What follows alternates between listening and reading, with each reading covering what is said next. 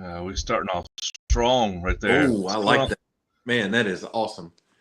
What is going on? Oh, son! Oh, shit. Son! My bad. Somebody's trying to fight for their right. Fight for the right to repair. Yeah. Yeah. All right. Welcome to the Hot Rodcast. Hot Rodcast. TheMechanicsville.com presents the Hot Rodcast. We got the commish, certified mechanic, all-around professor, law enforcement professional. I don't know. The commish. We got Big Med, beef stew they call him. Yeah. Real collector of fine arts and the wordsmith of the group. And they got me. Oh shit. He's packing some antiques. Watch out now. And then you got me, baby. It's my backup. Keep it on my ankle. Yeah. Were you wearing those knee-high boots like those troopers do? I tucked the end of it in my sock when I put my New Balance on when we're tuning carburetors. Yeah, like those girls, those backup girls for the Southeast gassers. Yeah, I'm not in the those boots. High top boots. Mm-hmm. And so we're here, and today we're going to talk about what's it called, Commissioner? We're going to lay some groundwork for the introduction to the Right to Repair Act. That is something that has come to the forefront in recent years. It's basically, to boil it down, it's your freedom to choose and give you the ability to repair your own vehicles, anything that breaks in your house, gives you the ability to buy aftermarket parts and do the repairs yourself. You have the right to repair your own vehicle. You can choose your own technician to do it, and you shouldn't be forced to have to go to a dealer to have your vehicle fixed if something happens to it. So that extends also to like iPhones, Samsungs, vacuum cleaners, anything that people fix themselves. They're trying to regulate it so it has to go to the factory and only the people that made it can work on it. A certified repair technician using only certified repair parts, okayed by that company. Yeah. So what is the repairman? Mm-hmm. So what is the downside of that? That sounds great, right? Well, the downside of that is the hundreds of thousands of people that that potentially will lose a job based on independent, from the automotive standpoint, the independent garages, your family-owned garages that there are several around here in Forsyth County that own multiple locations that hire mechanics, service writers, as well as the owners and the parts runners. Those people have the potential of losing an income. It absolutely stagnates and kills an aftermarket from an aftermarket standpoint, which that would take away the right for all of your aftermarket parts suppliers, no matter who they are, to provide a remanufactured or new part made from another company other than the original manufacturer. So you have the potential of washing out millions of jobs in the United States. So yes, Summit, Jigs, Speedway Motors. Closer to home, you have Advanced Auto Parts, AutoZone, O'Reilly's, Napa. That would virtually do away with their aftermarket sales. They would no longer be able to provide parts for an independent repair shop or just a DIYer that walks in and walks up to the counter and says, "I'd like to have an oil filter for my car so I can change the oil." They wouldn't allow you to have an aftermarket oil filter available for the vehicle. And some car parts are expensive when you can get the off-brand, which is just as good and a lot cheaper. Correct. Now, devil's advocate, I'm gonna put my horns on. Okay. I'm trying to do both sides of the argument here. Is the reason, one of the reasons why they're doing this, is it to screw over the little guy, the mechanics, the do-it-yourselfers, the modifiers, or is it to protect safety? Is it to protect any proprietary software or inventions or anything and thing like that? That's probably going to be the argument, I imagine. Well, this concept of returning back to the factory for parts is not anything new. This began back in the 30s and 40s when the car makers brought along this concept of the let's see, I had that word here a minute ago. Hold on one second. The concept of replenishing parts and variants of parts to sell more items. So you not only have, let's just pick out a battery, just a common battery that you would put in a flashlight. Okay, if you only sell D-cell batteries, then you've closed yourself in a market. But if you sell a AAA battery and a AA battery or a disc watch type battery, then you've opened yourself up to many, many different markets. And then you have that vanishing prospect, so that this form will only last so long, and then it will change concepts. So it's like going from vinyl records to Cassette. 8-track tapes. 8-track, you're right. To cassettes, to mini discs, to CDs, and now, MP3 players, and now you just stream your music.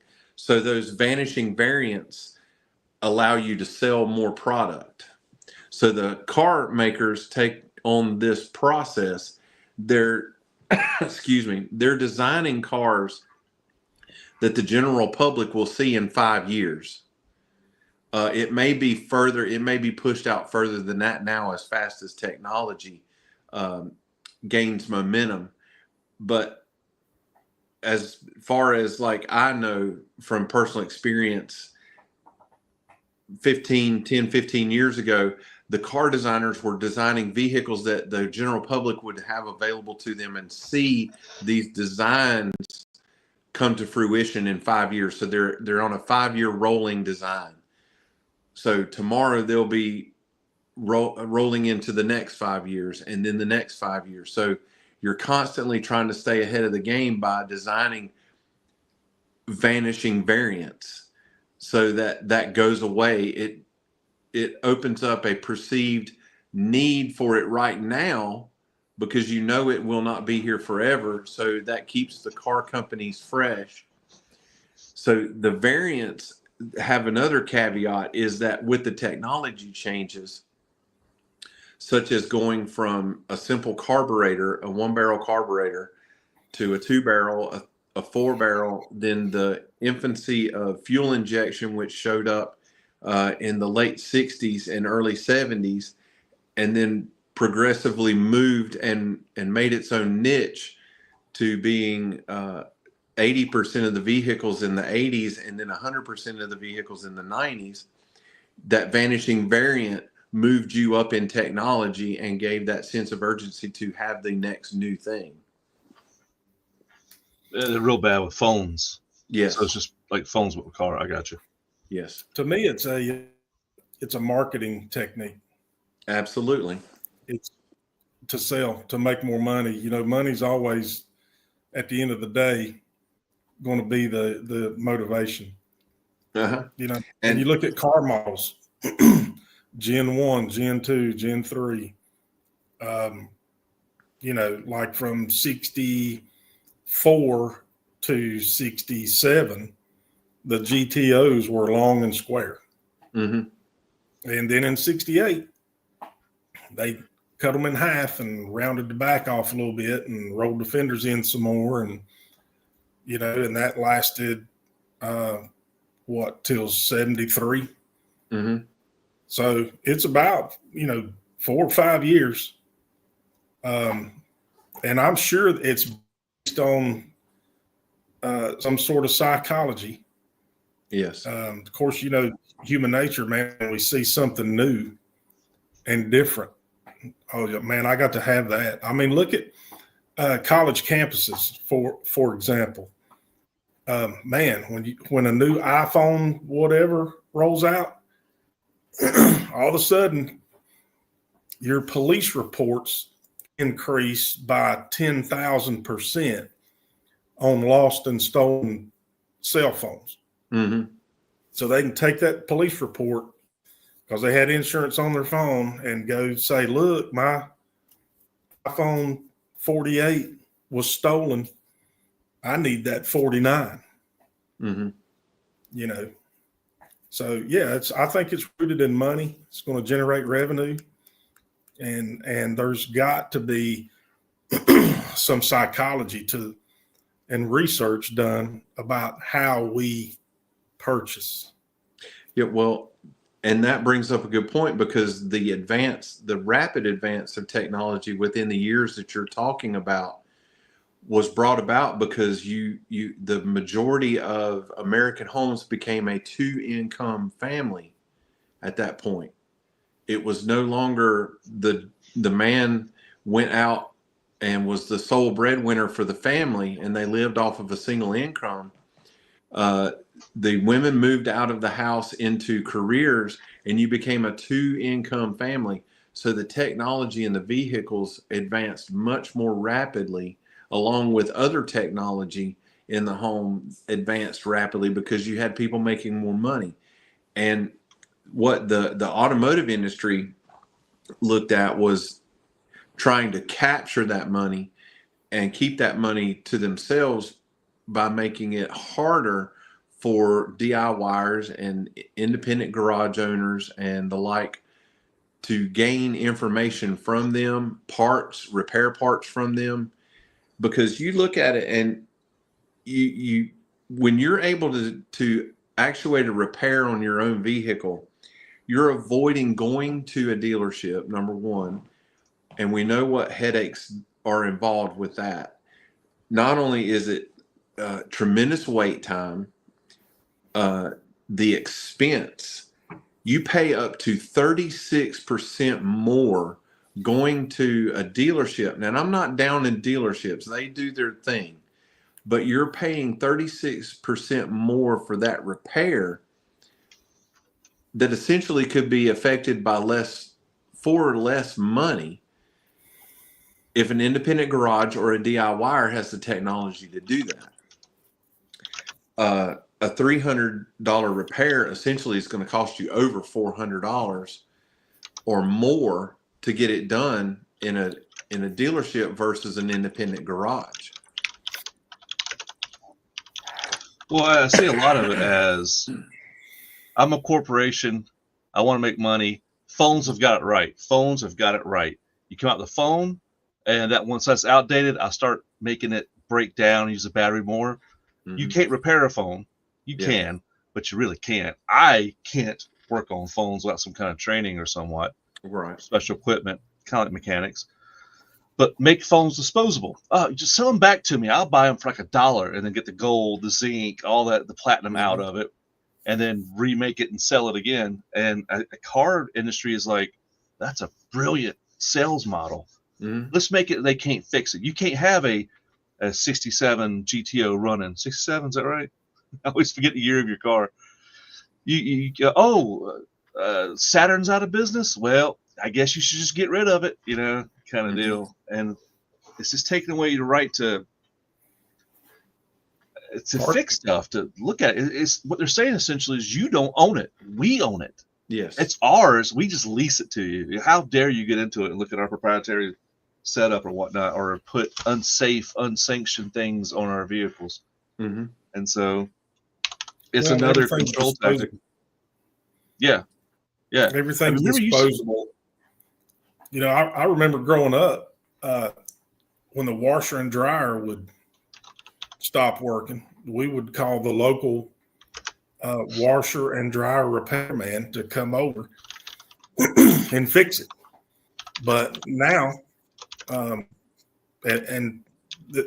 speaking from experience, you'll have a washer or dryer and have it for maybe 3 or 4 years, and something go wrong with it. You'll call somebody to come look at it, and they'll say, "Man, you buy a new one cheaper."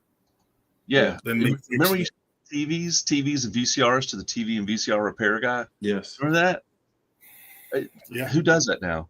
Nobody. Just dispose of it. Unless you've got an antique. Like a tube.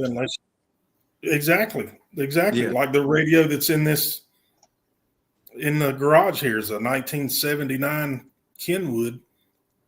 And periodically I'll have to drop it off and have the cans cleaned out and, where it'll function. Of course, there's a lot of dust and crap out here, that doesn't help it.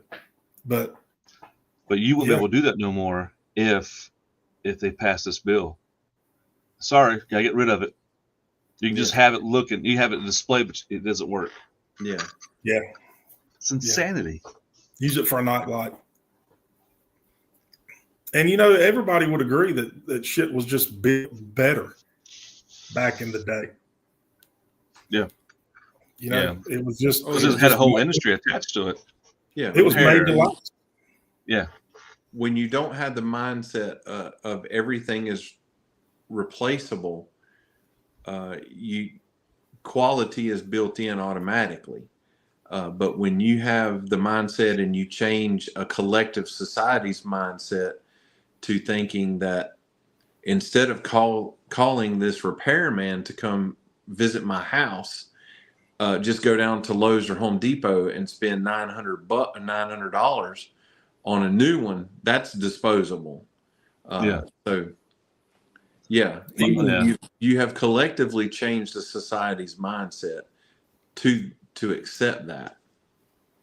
Right. Yeah, if cars were cheaper, we'd probably do it with cars. Oh yeah. Yeah. I mean, lawn equipment is the same way. You have commercial grade chainsaws, and then you have the big box store residential grade chainsaws, which last about 2 or 3 years, and then Yeah, you're right. I've replaced 3 refrigerators in 8 years. I've replaced 2 dishwashers here. My mom has a dishwasher that's going on 30 years old or more when we bought the house in 91. And cars are the same way. I mean, and so it's just disposable income, turnover. It's in your budget to buy a car every 3 to 5 years. That's what they want us to do, But guys like us, guys like you two specifically, are like, now let me increase the horsepower on this. Let me customize it. Yeah. And they're like, no, that won't be safe. Yeah, I'm gonna do it because I bought it and I'm paying taxes on it. If you want to pay taxes on it, then I'll probably just take proprietary stuff from you. But I bought it, I own it, you sold it, it's mine. I'm gonna do what I want to with it. Essentially, doing craftsmanship in a lot of areas is a thing of the past. For example, there's a clock on this mantle over here in the garage that was built in 1898. A clock. It still runs. Craftsman made it. That's why. Yeah. A real person that knows clocks made it. It's not printed off on tin at some Chinese factory and stamped together and thrown out there. I have pocket watches over here that are that old. And if you've ever taken the back case off of a pocket watch and looked in there while that thing is running, it's like, holy hell. And the gears in that thing are engraved ornamentally. I mean, it's not just a stamped gear. I mean, this thing has like designs and flowers and shit engraved. That's crazy. And I'm like, who does that anymore? Nobody. Yeah. That's nuts. I mean, nobody. and young generation, they would look at that and see no value. It's like, no, it's not digital. It won't check your pulse. You know, the guys at work, I wear analog watches, and I used to work. They're like, "Why don't you get a one of them Apple watches?" And I'm like, "Why? Mine tells time. If I need to call somebody, I have a phone. If I need to check my pulse, you know, if I need to check my pulse, check this out." I mean, damn, you know. I can just push a button and do it, though. I mean, come on, man. Come on. But there's a sex appeal to a analog watch, just like there is to a revolver. There's a sex appeal. And if you don't appreciate that, then, you know, that's okay. So here's a question. Oh, I know, right? And I just made this up too. How did you remember the cash for clunkers? Mm-hmm. During the Obama. I don't remember that. Insurrection. Obama? Yeah. Yeah. Where people were taking these old classic cars to the crusher, man. It broke my heart. It was. How does that tie in to the right to repair? It was a very big. Well, that's a separate.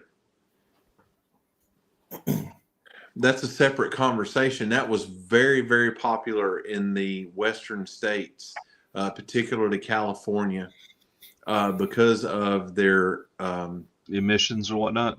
Their emissions and the degradation of their air, which gave a lot of power to the EPA, and they were actually paying people to turn these cars in that there was nothing wrong with them. They were just deemed to have a larger, the buzzword now is a carbon footprint. Have a larger carbon footprint than a late model vehicle, which if you look comparatively, a vehicle built in the 60s or 70s, properly tuned, produces two gases in the emission: CO2 and oxygen. You properly tuned and run at the proper temperature, it only produces CO2 and oxygen, period. That's all it will produce.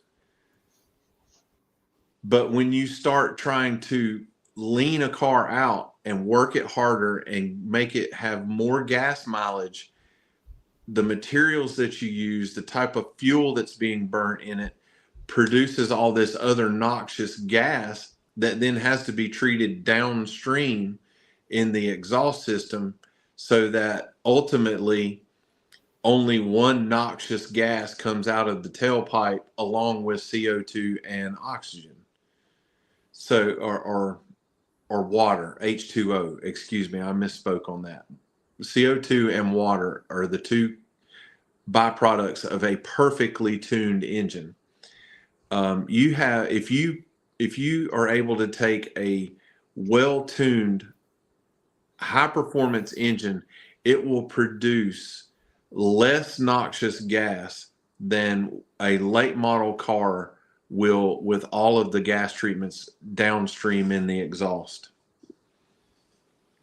and burn a higher octane fuel as well. I don't want to hear that. That can't be right.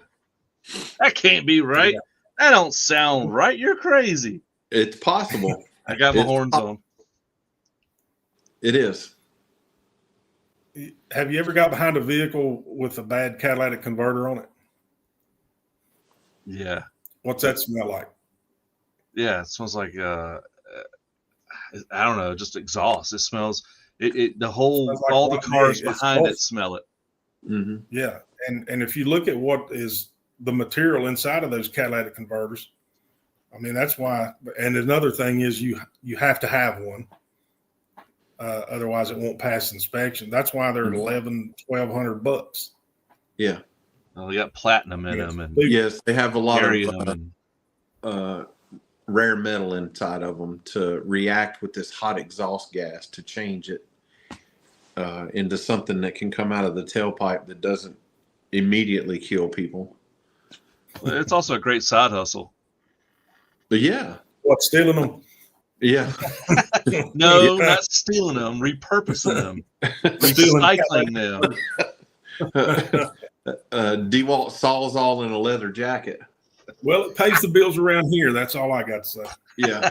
As a matter of fact, about a couple more hours, I'm going to head out and do my second job. That's right. That's right. Put on my black hoodie. Grab my Ryobi Sawzall and my High Point. Yeah. Now you ought to bring that antique with you. Yeah, you're not dragging the Dragoon with you. Yeah. if it doesn't get cut off, you can at least knock it off with that revolver. It's like a crowbar. Yeah. All right, cool. You can drive a nail with this. I mean, you could use it as a hammer, pry bar.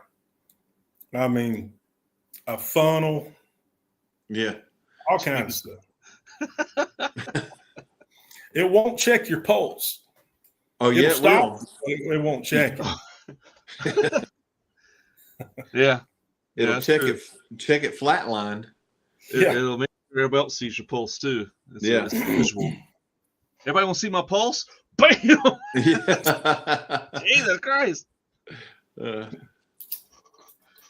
It's unloaded, of course. Unloaded. You don't have any bullets in it. You did a safety check. And no caps. This is a cap and ball. No caps. Thank you. No caps. I mean, I don't think our audience cares, but you never know. Might have some Prius owners on there. Balls. Jeez, here we go. There's that GTO right there. So I pulled up a few things here, a few notes that I was going to talk about, at least as far as the history and the objective. I think we pretty much covered the majority of it. Talking about, your right to repair, the biggest proponents of it is just pretty much anybody that's like, especially phone, electronics, and now cars are just basically combustible engines with electronics in it, and they're like, John Deere, they're definitely like on board, like only we can work on John Deere's, and stuff like that, according to ChatGPT here. Safety risks: repairing complex devices, medical devices, or electronic vehicles could pose a risk to users if done improperly. Intellectual properties, shared repair manuals, software, and diagnostic tools may expose sensitive IP or trade secrets. They're worried about that. Yeah. Quality control. Unauthorized repairs might lead to substandard work, harming the user's experience and brand image. I don't want my Tesla to be converted to diesel. It's going to make the Tesla look bad. Cybersecurity. Allowing access software could open up devices to hacking or other cyber threats. Economic impact. Revenue loss from repair services and potential harm to authorized repair networks. Oh, yeah. They got enough business. Yeah. Well, this, a lot of people think that this is just something that has cropped up, but this issue has been prevalent in the repair industry, like I said, since the 30s and 40s. The Federal Trade Commission got involved in a lawsuit with Champion spark plugs back in 1947, where a auto parts store was refurbishing used spark plugs and selling them as basically new spark plugs. And Champion obviously waded into that pool and said, no, we're not going to let that happen. So that brought about in the aftermarket how their parts are labeled now as rebuilt or remanufactured items when they take an old core from let's just say AC Delco, and this aftermarket company rebuilds this AC Delco alternator, and then it is sold under their label as a remanufactured part. Although originally it started life as an AC Delco part on a GM product, it is now a remanufactured or refurbished part. So this was back in the 40s that this took place. Now you take a hop, skip, and a jump up to the late 70s when the automakers are, like I said, they're planning 5 years ahead. They're looking at the upcoming technology. The automotive industry is booming because you have people buying more cars because of the 2-income households. So what is the next progression? Well, we need to get out of these these archaic things off of the top of this engine that make them less fuel efficient. These carburetors have got to go away. So we need to change this over to fuel injection. Well, they dabbled with fuel injection back in the late 60s, and it was mechanical. Although it worked well, it was not open to a lot of mass production because it is a mechanical thing. So they used electronics, a small closed loop electronic system, to operate the vehicle, and chose not to release any of what you were talking about, the intellectual property, the thoughts behind how this operates, how to repair parts. The automotive companies wanted to keep that to themselves. So they came out with a data port that would allow their certified technicians to plug into the car with their own, like their Ford had its own scan tool, GM had its own scan tool, Chrysler products had their own scan tools for the first generation of onboard diagnostics. And behind the scenes, you had all these automakers that are collecting this information to help affect repairs in the future, because they're not going to go backwards. We already know they're not going to go backwards. They're going to move the technology forward. So they're collecting all this information, and they thought, well, we'll just make these data ports proprietary for our scan tools, and these redneck DIYers and these farmers over here that are slapping 671 blowers on big block Chevrolets and dragging a sled all over the fairgrounds that don't know how to work on stuff aren't going to figure out how to get the information out of the data link. Well, somebody figured out that you could take a very simple thing like a paper clip or a jumper wire, and you could jump 2 poles inside that data link connector, and it would cause the check engine light to flash on and off, and you would get the trouble codes. Well, that didn't serve the purpose that the automakers wanted it to serve. So then they just upped the game. Well, we see that you have access to our information now, so here, we'll just give you enough to keep you happy, to allow you to maybe affect some minor repairs on these vehicles. But if it's anything major, you better bring it to us. So then they started selling subscriptions to their own information system. So Ford had its own information system. General Motors had its own. Chrysler had its own. So you had to buy access. So you had the automakers are looking at generating money. They're not going to go broke over technology. So you have to buy this to access Chevrolets. You have to, or GM products. You have to access Ford. So you have to buy a Ford special data link or a scan tool. And the technicians were willing to do that. The shops were willing to do that because the hours to be turned out there for repairs were available.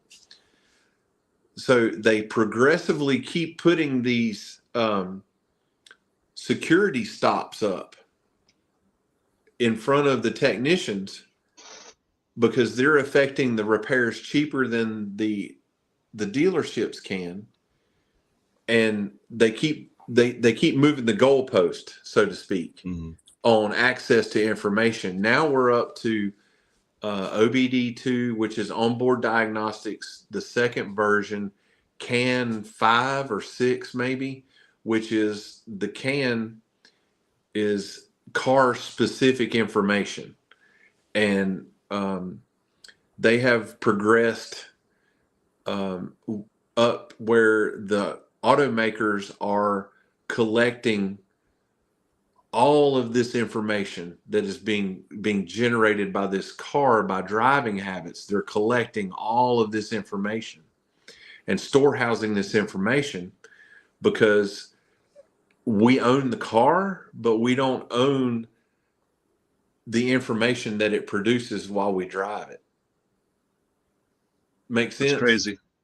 Yeah, it seems like if I sell something, I expect to get compensated. Mm-hmm.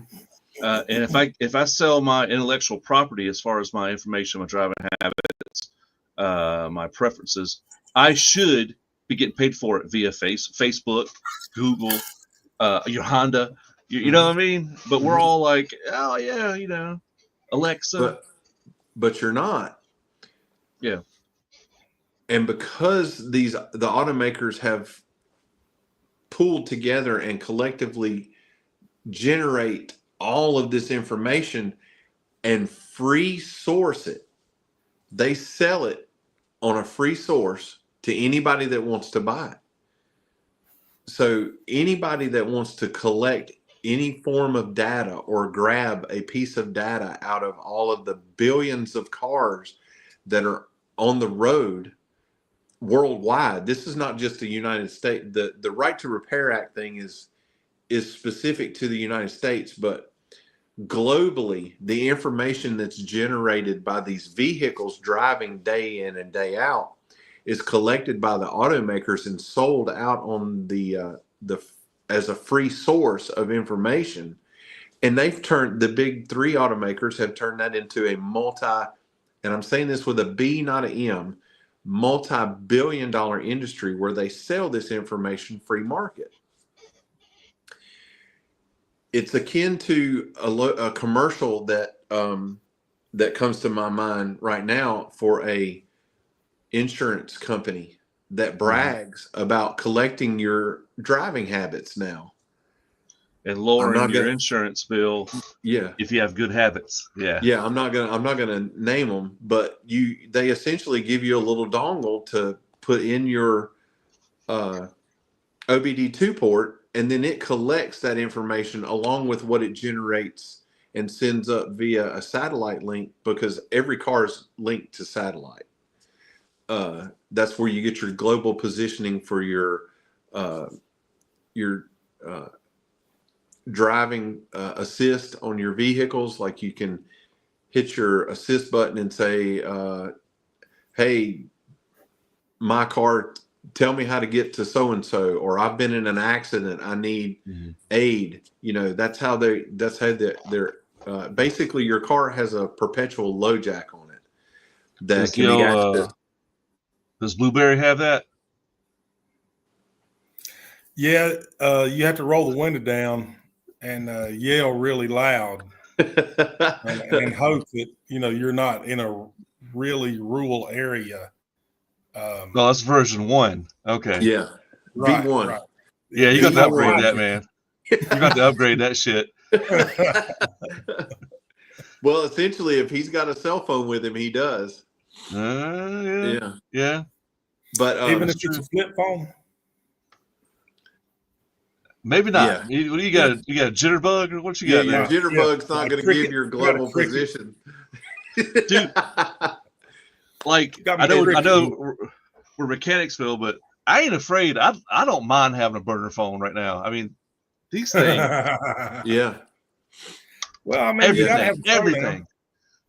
Yeah. Well, and what brings this to light, and what the folks, the board at the Right to Repair Act is at the forefront advocating for folks like us is that we are able to maintain the ability to buy aftermarket parts to repair our cars, not only our cars, dishwashers, whatever, without having to go to a certified source to access these parts information or actually have a certified person come and repair it. What really brought this to light to me, and when I was investigating this, is along the same lines of that insurance company that gives you that dongle to hook to your car, and then they, as long as you have good driving habits, they adjust your insurance rates appropriately. Wall Street Journal produced an article back in February of 2023. Gentlemen, now this is where that open source information from all the automakers comes into play. A certain insurance company in the state of New York decided to start gathering driving habits of their insurees. And this gentleman was surprised when he opened up his monthly, bi-monthly, or however he was paying his insurance bill, and his insurance bill had gone up 300% based on his driving habits. And unbeknownst to him, because his insurance company was collecting this was buying this information from the automaker and saying, "Ooh, are any of our insurees driving erratically," or however they want to determine, and it's up for them to determine what deems safe driving. Yeah, subjective. Yeah. Very subjective. There were about 300% increase subjective to this guy, and as far as I know right now, that is still tied up in New York courts right now. He's suing his insurance company because of that increase. And here's an insurance company that's advertising on national TV and every television set in the United States. Put this in your car, drive around with it, and we'll adjust your insurance rates accordingly. Yes, we will. Yeah. And your people that own that insurance policy freely give that information to their insurance company. It's not like they backdoored them like this guy in New York was, where his insurance company decided to start buying that information. I mean, that could happen to any of us. That's not, nobody's immune to that. Yep. Well, the other bad part of that is if they drop you or you don't pay that 300% increase and end up getting dropped, you will die of old age before you find somebody else to pick up your coverage. Yes, because they're going to want to know why you got dropped. Well, exponentially, you're going to be listed as a higher risk driver. Right. It'd probably just be cheaper to ride around and get tickets and pay the tickets off. Or don't pay them off. Yeah. Like everybody else. I mean, my bunker. Yeah. I mean, seriously. I mean, that's just how far reaching some of this stuff can be. Later on, I'd like, maybe not in the next Rodcast, but here in the near future, I'd like to bring on an industry professional that I've known for many, many years that can speak more along the lines of this, is what it means to an independent garage versus, I mean, we can speak versus DIY, but this gentleman actually makes a living with the technicians that he has working for him in a very successful business. And, that just it honestly boggles my mind to think of the millions of lives that could be affected with just the mere passing of a thought into a bill to basically hoard information. I think it's coming eventually. I mean, I hate to say it, there's too much money made off of it to not do it for everybody. Mm-hmm. And there's got to be a cutoff. If you own a Saturn, you know, where are you going to find somebody to fix that? There's got to be some kind of cutoff if they pass it. You know what I mean? But maybe not. I don't know. Yeah. Yeah. I don't know. By the way, I have links in the description below to links for all the information we talked about. Fixit. .org, I think it's what it is. Anyway, description's below. And so this is pretty much what we want to talk about. And I guess maybe next time. Go ahead. The Right to Repair Act is sponsored by the Auto Care Association. That's who wrote the Right to Repair Act. That's who's currently fighting a court case in Connecticut, I believe. That is going to be, I think, is going to be the tipping point of this, which will allow, if the Right to Repair Act is actually placed into law in Connecticut, I think it will cause other states to follow suit. I don't know how this, I ran across this the other day. This Right to Repair Act QR code. If you type in Right to Repair Act in your search, in your Google search or Yahoo search or whatever, it will take you directly to the Auto Care Association. Sign up, sign the petition, reach out. A couple of years ago, when I first learned of this Right to Repair Act, I reached out to our congressmen and women. I did hear back from 2 of our representatives, but they will give you, via that Right to Repair Act website, they will give you a form letter for you to add your name to, and you just send that directly to your representative, the congressmen and women that represent you. Tell them that you want to get this bill passed to allow you to work on your vehicles. I'll tell you what I'll do. I'm going to put it up on the screen for the people real quick. All right. Whoop. There we go. People. There we go. Right to Repair Act. You probably see my search history. Don't worry about that. It's right here. It has all the stuff. This is repairact.com. There's a ton of them, though. They all go to the same place. Yes. This for drivers, for heavy duty, testimonials, contact us.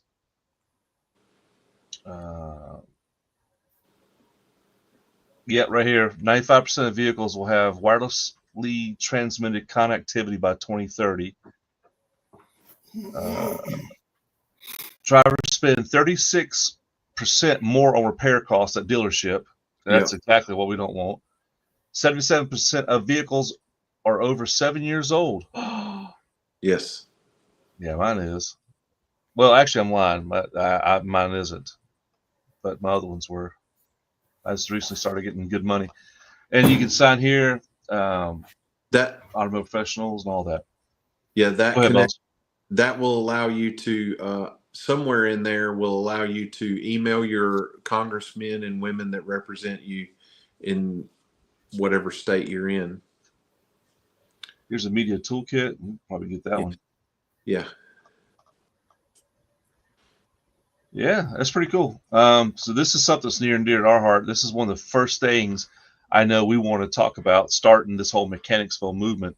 Mm-hmm. We want to have a good time. We wanted to film cars. We want to talk to people, and we want to get the word out on this stuff. And so, do you know where it stands now? Is it actually a thing that's really still being considered, or is it? As far as I know, they're still in court. The court case is still live in Connecticut, and I apologize, I didn't check beforehand how many states have actually passed the right to repair. Hopefully when we have our guest on, I can have that information for us then. I can find out for you if you want me to. Okay. 21st century, baby. All right. And you are Well, the king. You are the information king. How many states have passed it? Yes.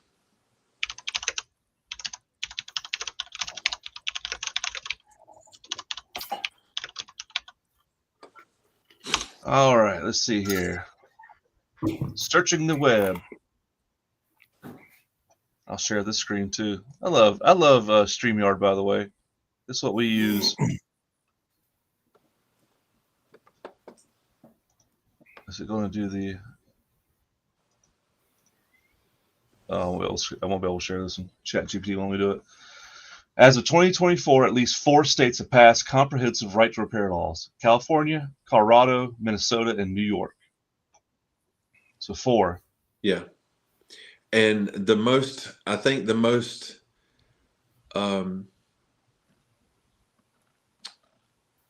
aggressive fight right now is taking place in Connecticut, which is where the Auto Care Association and the right to repair folks are focusing a lot of their attention on, because it seems to be the most sweeping, aggressive pushback against it. And I think that being the reason I say that's the tipping point is once that aggressive argument has been dissuaded and they show the advantages of having the ability to repair your own vehicles.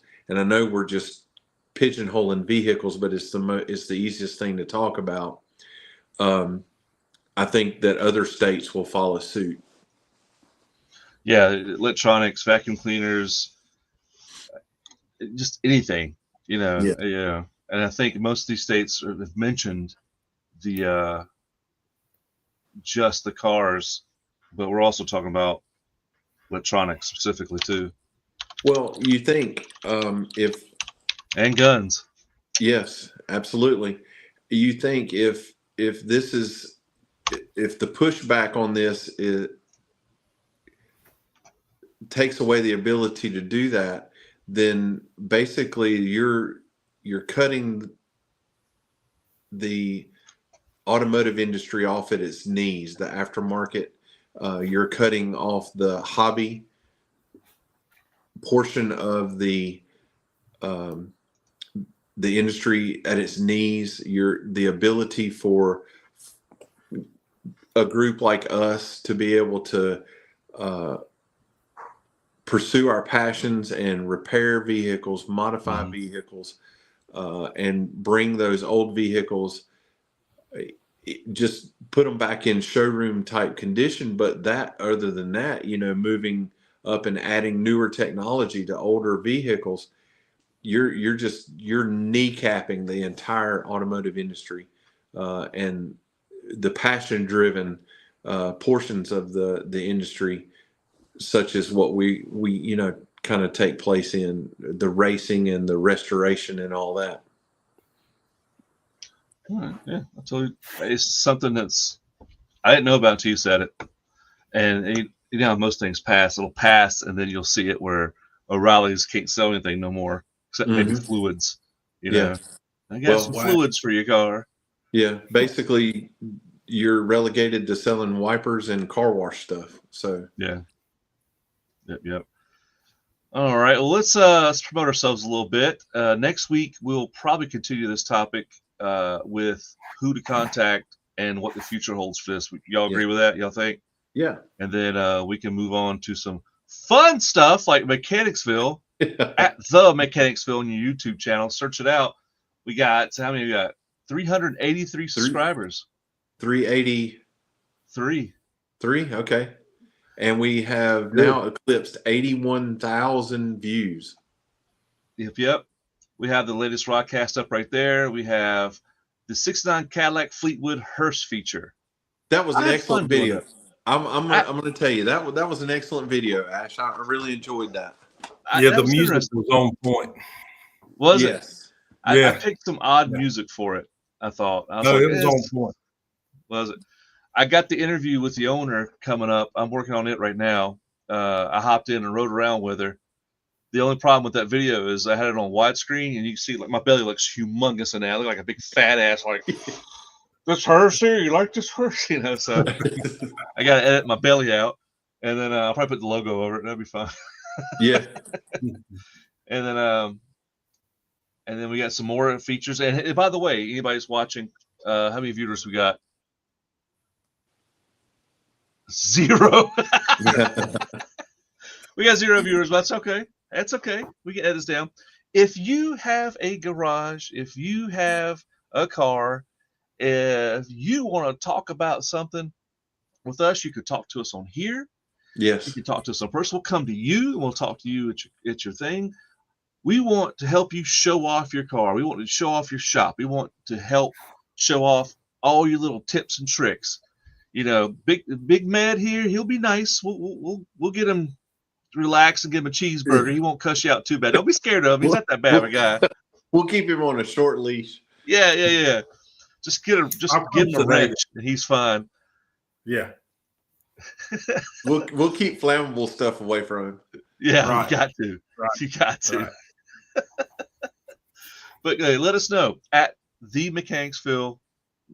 I'm sorry, theMechanicsville@gmail.com. Yeah. Or comment one of our videos. Or if you know one of us three personally, just contact us. We want to see your car. We don't care. We don't care what kind of car it is. It could be a 2022 Honda Civic. We'll talk about it if you want to. It could be be a Pinto. Oh yeah, it could be a Hoopty. I want a squatted NC squat truck so bad. So bad. Oh, please. Yes. Please, if you have it. I don't think anybody out there has the balls to reach out to the Mechanicsville crew. They don't want the Tres Amigos coming to them. With that candy ass squat. They don't want no smoke. They don't. Triple dog double dare you. Yeah, they don't want no smoke. No. Drinking with a straw looks like a giant vape. Right. Yeah, they don't want that smoke. They don't want it. And if you do want it, you know how to contact us. That's right. theMechanicsville@gmail.com. Check out theMechanicsville.com. On behalf of the boys, I think this is a 57-minute rodcast, and we will see you next week. Don't sign off yet, Med. Just chill. Just hang tight. Bye. I'll pinpoint. Yeah, we have post-podcast content. Yeah. Anyway, do we have a slogan to end this? Like, keep between the ditches or something? Or, I don't know. Don't lose your 10mm socket? I don't know. Yeah. Hope you find it. Burn your house down. Something like that. Hit it with us, big man. Go ahead. We'll end it on that. Tune in to The Mechanicsville to check out podcast number 6, The Fight for Your Right to Repair. And no sleep till Brooklyn, or I'll burn your house down.